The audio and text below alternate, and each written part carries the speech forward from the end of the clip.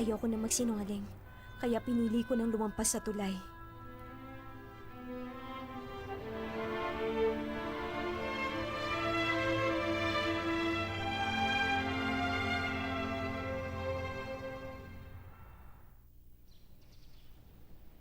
Tumawag kahapon si Lay. Talaga?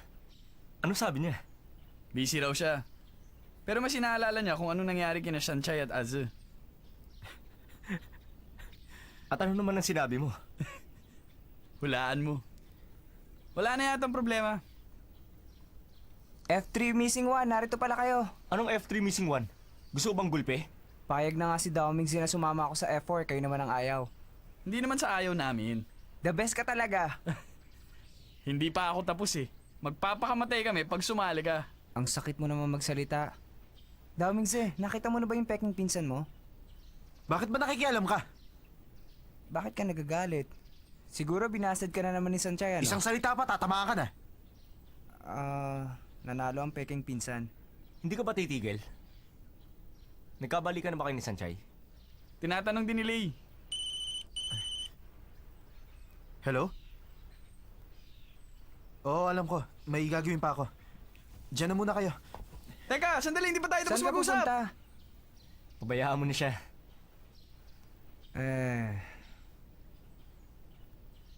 Sa inyo ba ang Shing Family Corporation? Tama, sa amin nga. Sa nangyayari ngayon kay Az, dapat siya mag-ingat. Ano ba yun? Di ko maintindihan. Tumahimik ka. Malalaman mo rin.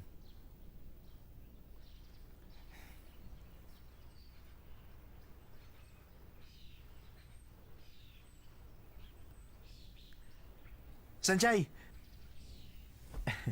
Ano bang ginagawa mo? Sandali nga. Hindi yun tiyan ko, ha? Hindi rin sa akin. Bakit hindi mo aminin nagugutom ka? Bakit ba marunong ka pa sa akin? Aba, totoo naman, ha? Lagi na lang tuloy ako nagmumukhang gutom. Ang cute-cute mo naman ngayon. Ano ba sinasabi mo? Baka nag-iisip ka na dyan na masama. Ang iniisip mong gusto kong malaman. Ako, alam ko kung anong iniisip mo ngayon. Siyempre, ako, hindi ba? Ang kapal mo ah. Oo nga. Huwag mo na sabihin yan. Teka, may passport ka ba? Passport? Di ba nung nagpunta tayo ng Okinawa, ikinuha mo ako? Oo nga pala. Dadaling kita sa New York. New York? Yung shopping center ba ang sinasabi mo? May naisip kasi akong strategy. Ano na naman yan? Gusto kong pagdating doon. Sandali lang! Sa tingin ko, hindi ito magandang ideya. Bakit naman? Dahil ayoko pa. Ayaw mo? May pasok pa sa eskwela. Isa pa napakalayo ng New York at mahina ako sa English. Napakarami mong alibay. Sabihin mo nga, bakit ka bumaba ng bus? Mali ba ako nang inaakala? Ano bang sinasabi mo? Bakit ka nga bumaba? Bakit nga ba? Pinipilit niya akong sabihin na mahal ko siya. Oh, you. Eto, huli na yan. Sige po.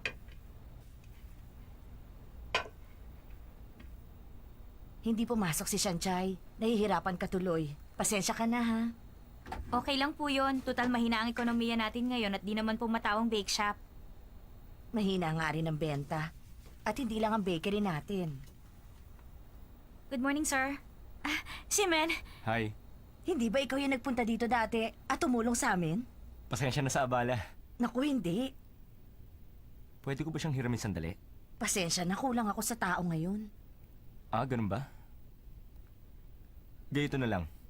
Ang mga cake na itinitinda niyo ngayong araw, bibiliin ko na lang lahat. Ano ka mo? Bibilin mo lahat ang tinda namin? Okay lang, may tea party ako sa bahay bukas. Oh, sige, salamat ha. Ngayon, libre ka na. Ang mga bagay na galing sa puso, ang hirap pala sabihin. Pero ngayon, kailangan maging formal ang pagbabalikan namin. Kailangan kong sabihin ang mga salitang gusto kita, kundi walang mangyayari sa amin.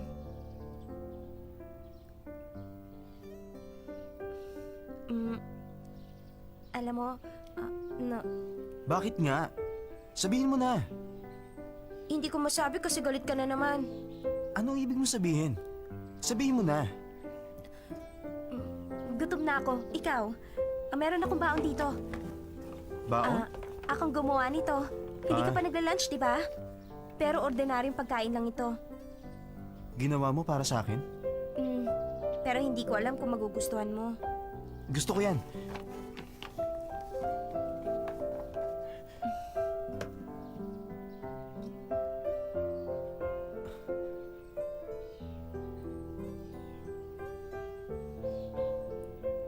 Ano ba tong mukhang jellyfish na to? Jellyfish? Pero bituka yan. Bago yan ah.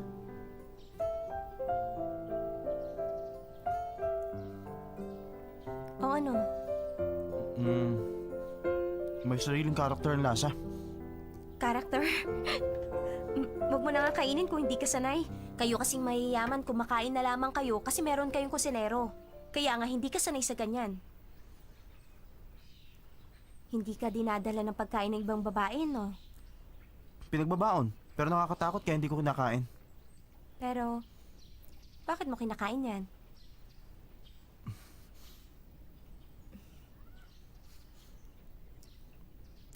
Akala ko nakipagbalikan ka na kay Shoutse. Shoutsu? Nakita ko kasi kayo magkasama sa coffee shop. Wala naman akong gusto sa kanya. Malabo yun. Kung ganun tayong dalawa na talaga? Okay ka lang ba? Ang kasual naman kasi ng pagkakasabi mo. Halika Nakita mo muna na? dito, bilis! Magtago ka! Masyadong tao Yung paa dito. mo! Ay, yung paa mo! Wala Talaga? makakakita sa atin. Paano mo nalaman? Wala lang.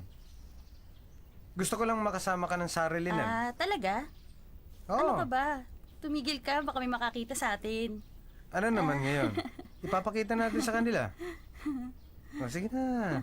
Sandali lang Hindi naman. pwede Wala yun. naman Baka may biglang dumaan. Walang dadaan dito. Sinabi ko na sa iyo eh. Mamaya na lang. Ano ka ba?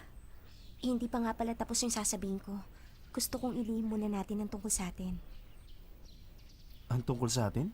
Na nagkabalikan na tayong dalawa. Lulukoy natin ng mga tao? Hindi naman. Ang ibig ko sabihin, hindi naman habang buhay. Hanggat wala pang nakakaalam, gusto ko sanang ilihim muna natin. Niloloko mo ba ako?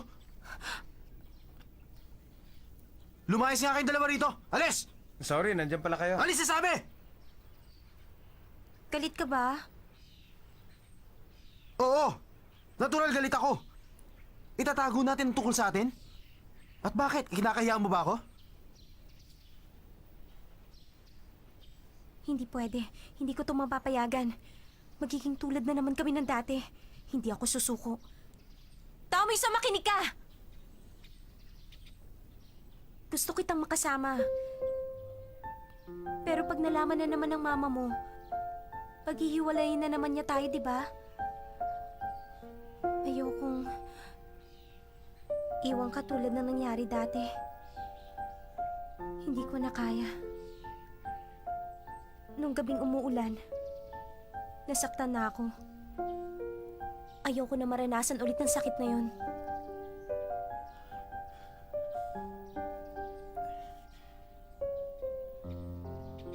Nakapag-desisyon na ako. Pumapayag ako sa lahat ng gusto mo. Para sa'yo, kahit na mag-away pa kami ni Mama. Ano ka ba? Ayoko namang gawin mo yun. Ang totoo, natatakot ako. Baka habang papunta tayo ng New York, lagot na naman ng mga pamilya ng mga kaibigan ko. Gustong gusto kitang makasama. Pero, hindi ko mapigilang isipin ang tungkol doon.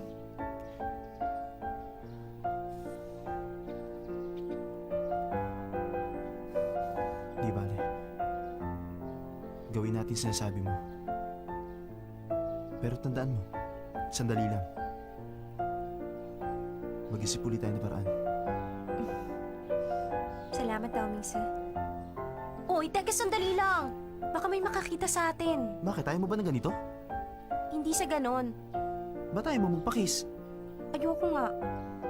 Ang lakas-lakas ng tibok ng puso ko. Sa ibang araw na lang. Ito ba ako mapilit? Oo naman. Kung may tea party ka talaga sa bahay, maaari ka namang kumuha ng isang chef ng hotel para gawin yon, di ba? Ngayong binili mo nga ang lahat ng tinda ng bake shop, anong gagawin mo doon? Kakainin ko lahat mag-isa. Paano mo naman kakainin lahat ng mag-isa yon? Xiaoyu, ang ganda-ganda mo. Talaga? Meron sana akong gusto sabihin sa'yo. Tungkol naman saan si Men? Hindi ko alam kung paano ko sasabihin. Pero malaki ang kinalaman nito kay Sanchay. Alam mo namang hindi pa rin tinitigilan ni Asi si Sanchay. Kaya malaking posibilidad na magbalikan sila. At kung sakaling magbalikan nga sila, hindi mabuti yun sa'yo. Si Men, nitong nakaraan naisip ko na sana lumigaya na ang kaibigan ko. Alam mo yung nangyaring problema ng pamilya namin? Talagang natakot ako. Pero naisip ko, gusto ni Sanchay si Dao Mingse, kaya kailangan ko siyang suportahan. Pero baka may mangyari na naman sa pamilya mo. Kung sakali mong magkaroon ulit ng problema, alam kong sama-sama namin nga harapin yun ng pamilya ko. Ganon din naman ginawa ni Sanchay, hindi ba? Matapang ka na. Hindi ka na katulad ng babaeng nakita ko sa tabi ng kalsada at umiiyak. Ikaw ang nagturo sa akin na maging matapang, si Men. Alam mo, mula nung araw na yon, sinabi ko sa sarili ko, kailangan kong magbago. Nangako ako na huwag mamalitin ang aking sarili. Karangalan yan para sa akin. Kaya sa susunod, humanap ka ng mabuting lalaki para maging boyfriend, okay?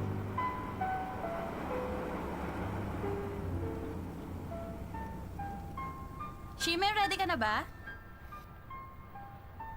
Aalis na ako. Yung tungkol kay Sanchay, ako nang hihingi ng sorry para kay Ase. Yung ibang bagay, kami na lang ang bahala doon. Yun lang. Bye-bye. Bye-bye.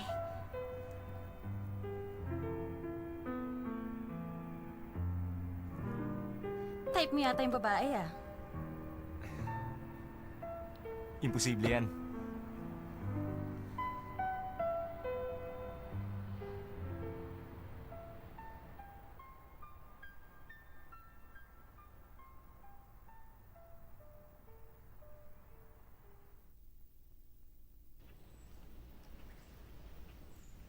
Gusto ko siyang tawagan. Pero wala naman ako sasabihin sa kanya. Ano kayang mga sinasabi ng babaeng in love sa mga boyfriend nila sa telepono? Di bali na nga, tatawagan ko na siya.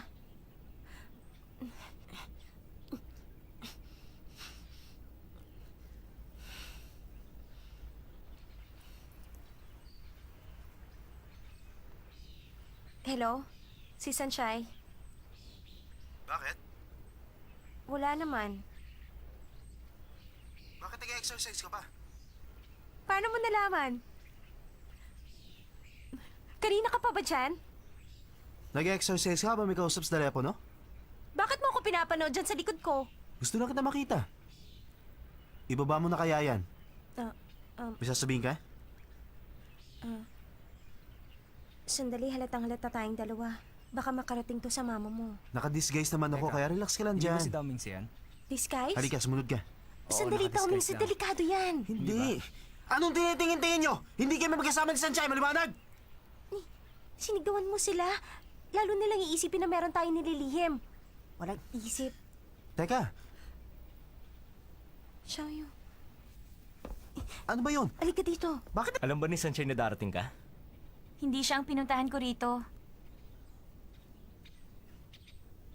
Teka, si Shimen niya, bakit tayo nagtatago? Si Shiman nga, kaya nga dapat magtago ka dyan. Si Men, ikaw ang sadya ko dito.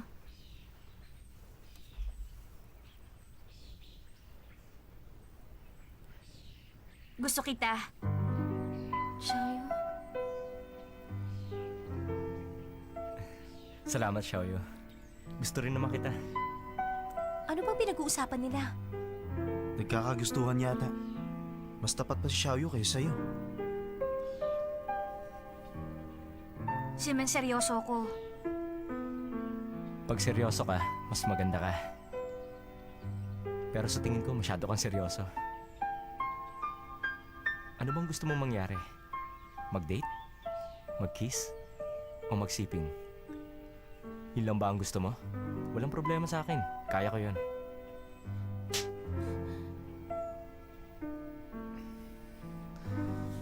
Sorry nasaktan kita.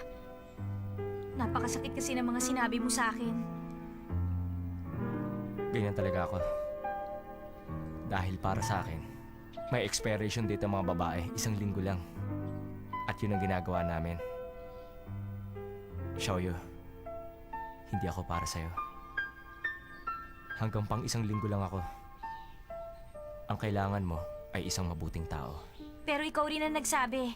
You're a good man but not a good person. Natatandaan mo ba? Ikaw rin ang nagsabi ang nagpapahalaga sa babaeng gusto niya isang mabuting lalaki. Bakit ba ganitong buhay ang gusto mo? Nagkaroon ka na ba ng babaeng pinahalagahan mo Xiaoyu, ng... kung magsalita ka parang kilala mo na ako. Ayoko ng ganyang babae.